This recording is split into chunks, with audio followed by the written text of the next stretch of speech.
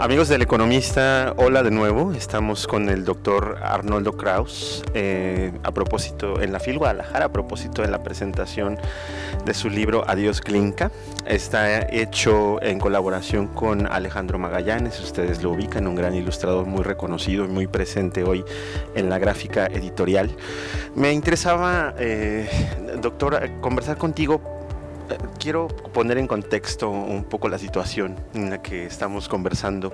Hace un par de días me tocó despedir a una gatita de 18 años, ¿no? Que fue parte de mi familia, que por supuesto 18 años pues se dicen rápido, pero significan mucho. Y bueno, todo esto coincidió precisamente con este libro que narra la historia de una familia que tiene que despedir a su perrita Glinka, de 14 años, si no me equivoco. Y bueno, pues ese proceso que los niños tienen que asimilar sobre la pérdida y la memoria, sobre el deterioro físico. El doctor Kraus a lo largo de su obra literaria ha abordado en diversas ocasiones y desde puntos muy diferentes la pérdida, la muerte. Tiene títulos como Decir adiós, Decirse adiós, Recordar a los difuntos o Una receta para no morir. Claro que cada uno de estos libros abordan el sentido de la pérdida desde distintas perspectivas. Doctor, ¿por qué? ¿Por qué esa obsesión por la muerte y por la memoria? Bueno, no es una obsesión.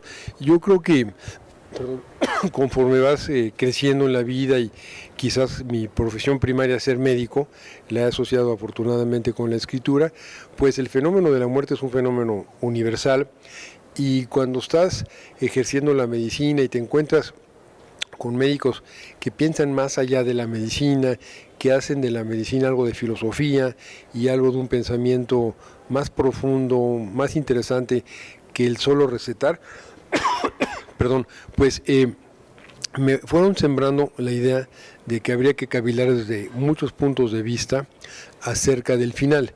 Cavilar acerca del final no te hace una mejor persona, ni te modifica mucho tus criterios cotidianos de vida, pero si tú tienes la idea de la finitud de la vida, que en Occidente quizás la apartamos muchísimo, a diferencia de lo que sucede en Oriente, pues quizás interpretes la cotidianidad y algunas situaciones diarias de alguna otra forma. No te hacen mejor persona, pero tener conciencia, tú hablaste de recuerdos, de memoria, sí te hace tener otro sentido, otro sabor para una serie de eventos interminables que son la propia vida. No sé si me explico con esto, no es una obsesión la que yo tengo.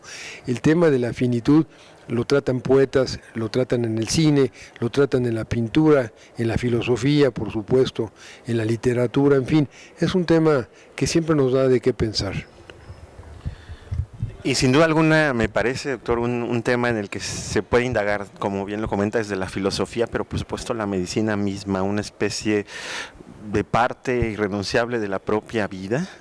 Bueno, ahora Adiós Glinka está editado por Sexto Piso Niños, pero en realidad justo tú trabajas mucho en colaboración, lo hiciste en varias ocasiones con Vicente Rojo en todas las apologías, libros ilustrados, entonces realmente el apelar a un público infantil solamente por ser una obra ilustrada se está diluyendo, ¿no es cierto?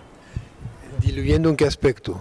En que en realidad las obras literarias ilustradas pues no necesariamente tienen que apelar a un público infantil, es decir, es una literatura universal, en fin. Sí, en este sentido he escrito poco para niños, es verdad, trato de escribir un poco más, resulta que es más complicado escribir para niños, y este libro tiene el valor, voy a decir el gran valor, perdón, de que el texto dialoga muy bien con la pintura, con las ilustraciones, y se complementan. En alguna entrevista previa decía que en el libro Alicia en el País de las Maravillas, pero esto está en la primera página de un libro mío de anatomía, en donde un personaje de Alicia en el País de las Maravillas pregunta, ¿qué sería un libro sin ilustraciones? Los libros de anatomía son libros muy ilustrados, por supuesto, huesos y cabezas y el hígado, etcétera.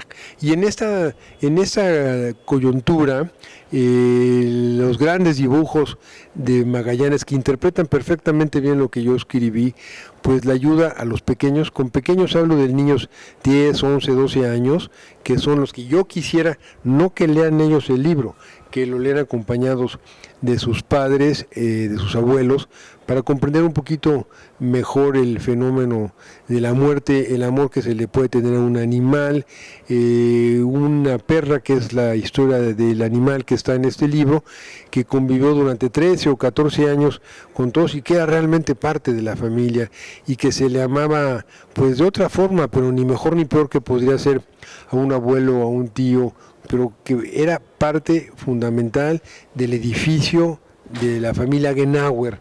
Decidí darle el apellido Genauer, que es mi tercer apellido.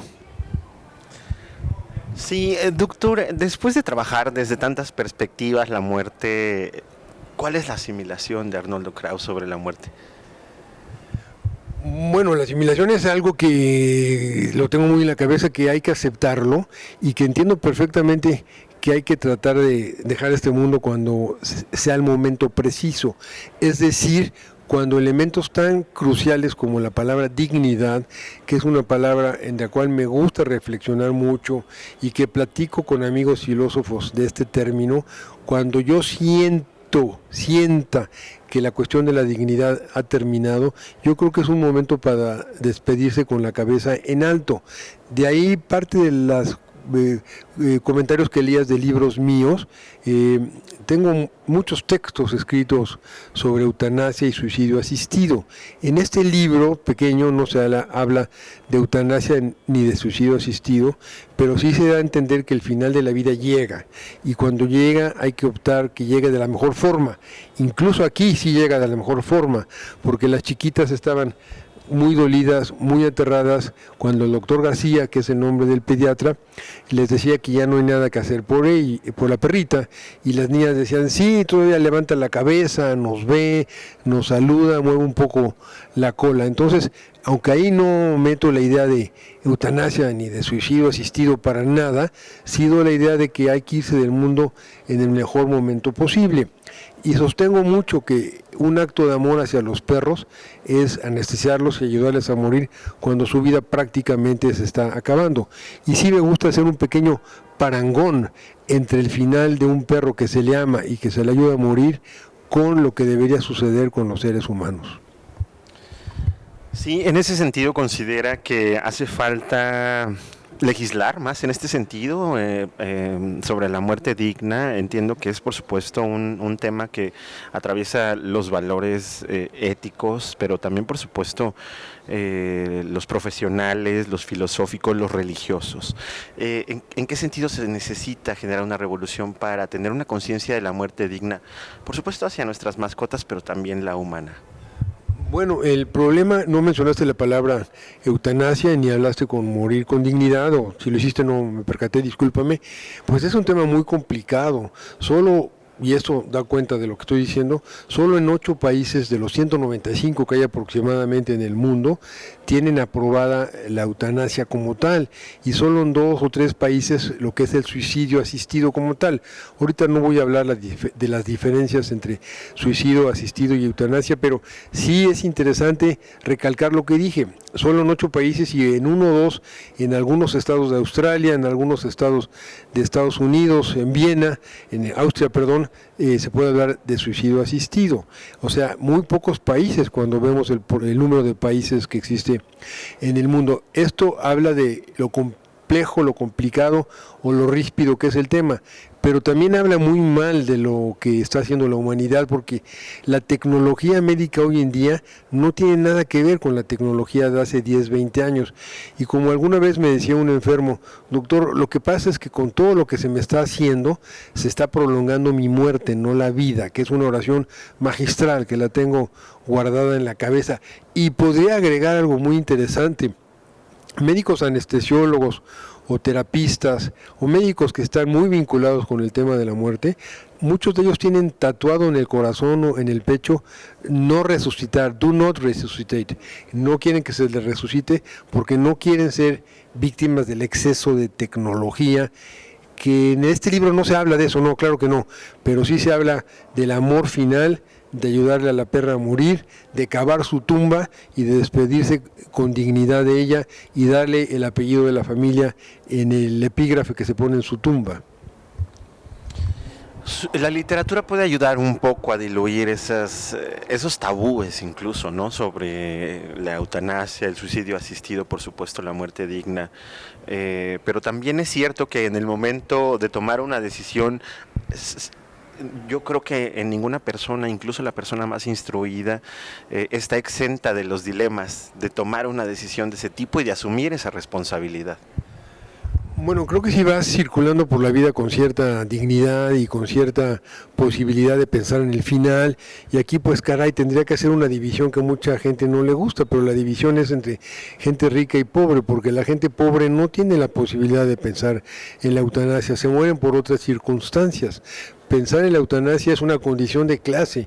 A mucha gente no le gusta que yo diga eso, pero pensar en el final desde un punto de vista que yo decido cuándo me quiero ir o yo decido a quién le pido ayuda para despedirme, pues necesitas haber transitado por la idea de que eres dueño de tu vida.